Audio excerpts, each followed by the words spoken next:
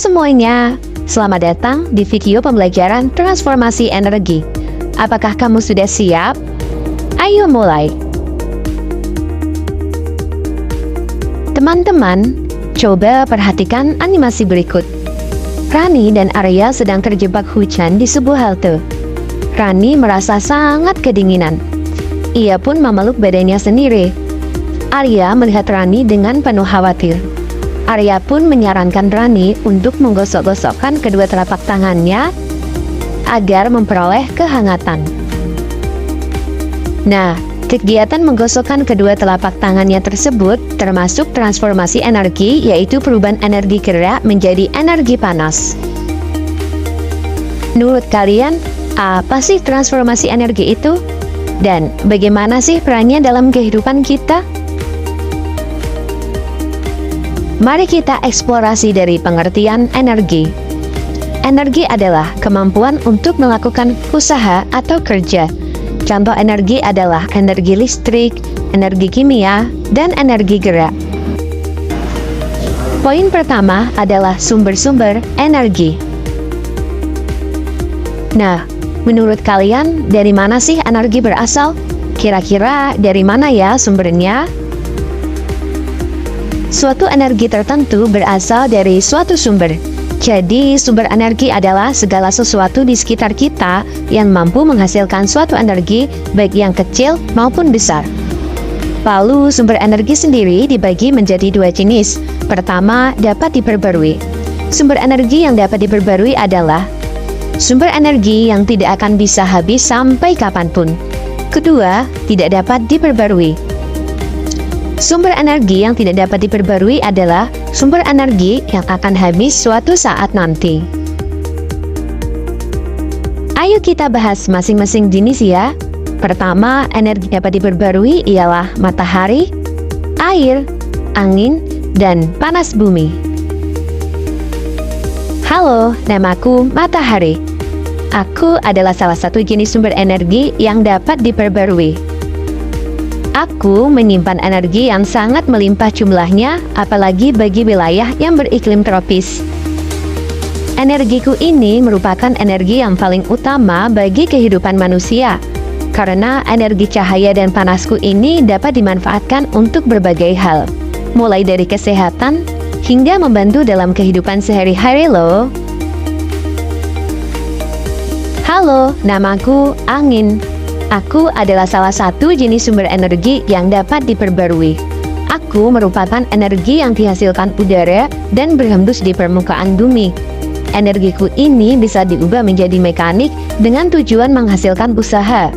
Usaha ini tentu saja yang berhubungan dengan kelangsungan kehidupan manusia di muka bumi, seperti menggerakkan kincir angin dan turbin angin yang dapat menghasilkan listrik, mendorong perahu layar agar dapat berjalan, dan membantu proses pengeringan pakaian. Halo, namaku Air. Aku adalah sumber energi yang menghasilkan tenaga air atau hydropower dengan cara memanfaatkan gerakan air dari bendungan atau memanfaatkan aliran air yang mengalir.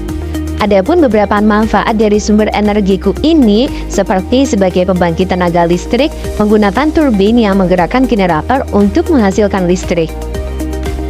Halo, aku adalah panas bumi. Sumber energiku ini merupakan energi yang bersumber dari dalam perut bumi. Selain itu, aku juga sering disebut sebagai energi yang melimpah dan terbarukan, sehingga tidak perlu khawatir akan kehabisan energi panas bumi.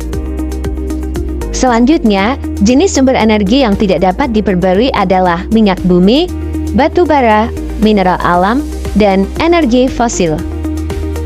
Halo, aku adalah minyak bumi. Aku merupakan sumber energi yang paling banyak digunakan oleh manusia. Salah satu kegunaanku adalah sebagai bahan bakar kompor untuk memasak. Namun, saat ini harga minyak bumi di dunia melambung tinggi, sehingga banyak negara yang mengalihkan sumber energi minyak bumi ke gas. Oleh karena itu, saat ini bukan lagi menggunakan minyak tanah, tetapi menggunakan kompor gas. Halo, namaku batu bara. Aku ini adalah campuran kompleks dari zat kimia organik yang mengandung karbon, oksigen, dan juga hidrogen dalam sebuah rantai karbon.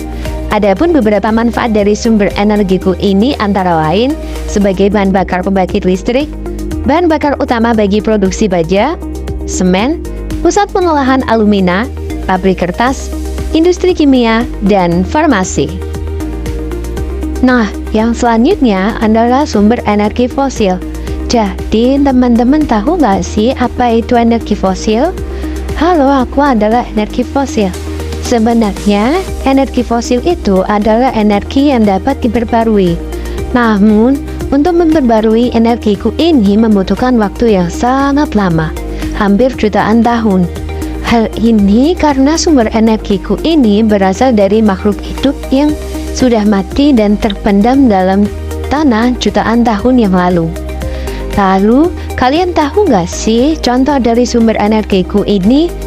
Beberapa contoh hasil dari sumber energiku ini adalah minyak bumi dan batu bara. Lalu yang terakhir adalah aku, sumber energi mineral. Aku adalah jenis sumber energi yang tidak dapat diperbarui. Sumber energi ini bisa dimanfaatkan menjadi beberapa energi setelah melalui beberapa proses. Contohnya seperti uranium yang bisa menghasilkan energi nuklir. Namun, karena dibutuhkannya proses untuk memanfaatkan sumber energiku ini, maka dibutuhkan beberapa teknologi yang mendukung agar sumber energi ini bisa digunakan dengan baik. Selanjutnya, kita sampai di jenis-jenis energi. Teman-teman udah pada tahu belum sih? Ada berapa jenis energi di sekitar kita ini?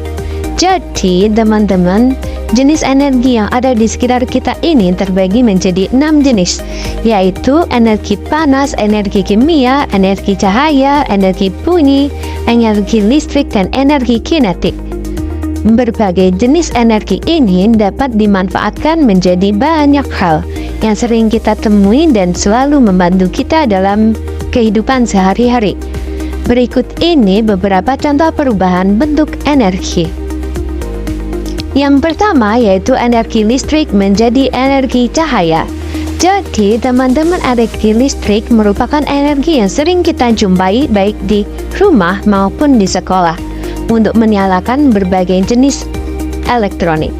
Namun, siapa sangka energi ini dapat diubah menjadi cahaya, seperti untuk menyalakan lampu dan cahaya gambar yang biasa kita lihat saat menonton televisi atau monitor.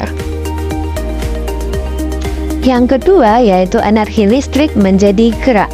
Beberapa contoh yang bisa kita lihat mengenai perubahan ini di rumah adalah ketika mesin cuci bergerak saat digunakan mencuci baju, kipas angin yang berputar untuk mendinginkan ruangan, dan mata pisau blender yang berputar saat kita menghaluskan makanan. Yang ketiga yaitu energi listrik menjadi kimia. Contoh nyata yang sering digunakan dalam perubahan energi ini adalah saat aki mobil menghidupkan mesin mobil dan saat kita mencharger HP. Yang keempat yaitu energi listrik menjadi panas. Beberapa contoh perubahan energi dari listrik ke panas adalah ketika menggunakan setrika, memasak nasi, dan memanggang roti. Untuk yang kelima yaitu perubahan energi kimia menjadi energi gerak. Hal ini dapat kita lihat dan rasakan saat bermain sepak bola. Yang selanjutnya yaitu perubahan dari energi gerak menjadi bunyi. Contoh nyata dari perubahan ini dapat kita lihat saat kita bermain gitar. Dan yang terakhir adalah perubahan dari energi gerak menjadi cahaya. Apakah teman-teman tahu contoh dari perubahan yang terakhir ini? Contoh yang mungkin dapat kita lihat adalah ketika sebuah lampu sepeda pancal menyala saat kita menggayuh sepeda dengan cepat. Selain ketujuh perubahan energi tadi, terdapat satu lagi jenis perubahan yang sering kita jumpai loh teman-teman.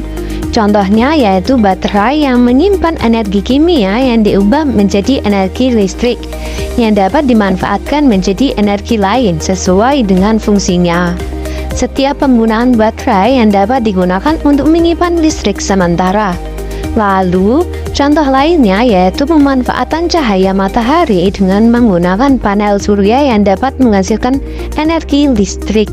Jadi, perubahan energi ini dinamakan perubahan energi berulang.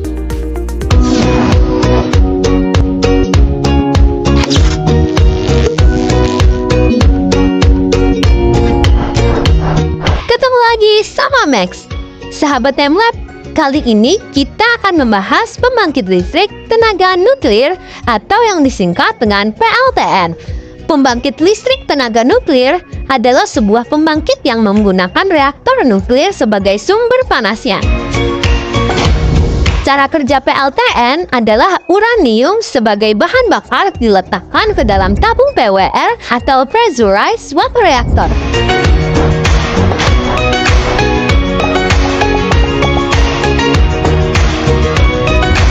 Setelah itu, neutron akan ditembakkan ke uranium sehingga uranium akan terbelah menjadi 2, 4, 6 hingga menjadi jumlah yang tak terhingga. Terbelahnya uranium menjadi banyak ini disebut dengan reaksi fisi. Karena tingginya suhu interaktor, air yang ada di dalam tabung PWR akan mendidih dan menjadi uap bertekanan tinggi yang kemudian disalurkan ke dalam turbin. Uap panas bertekanan tinggi itu akan memutar turbin yang tersambung dengan generator. Perputaran generator ini yang akhirnya menghasilkan listrik.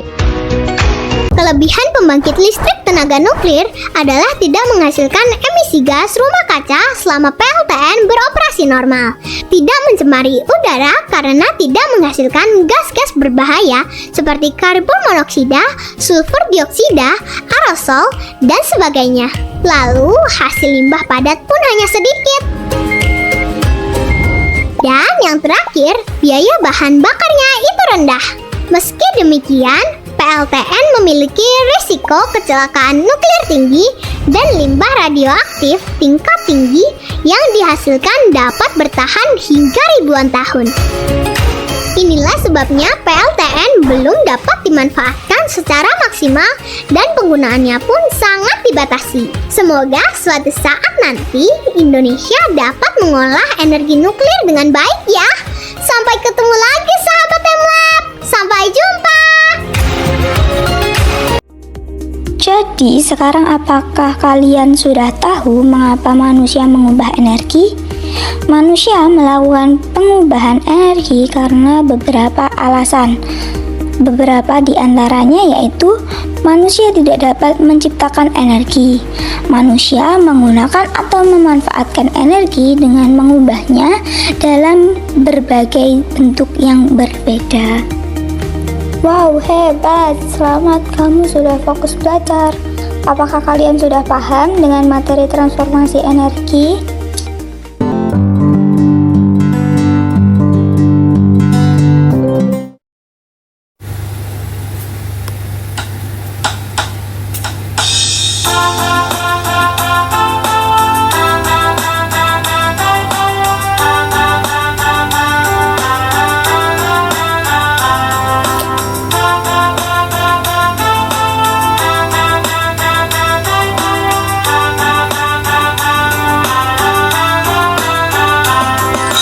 Energi adalah kemampuan benda untuk melakukan kerja atau usaha. Energi itu ada bentuk-bentuknya, bentuk yang bisa mengalami perubahan. Ada energi gerak, panas dan juga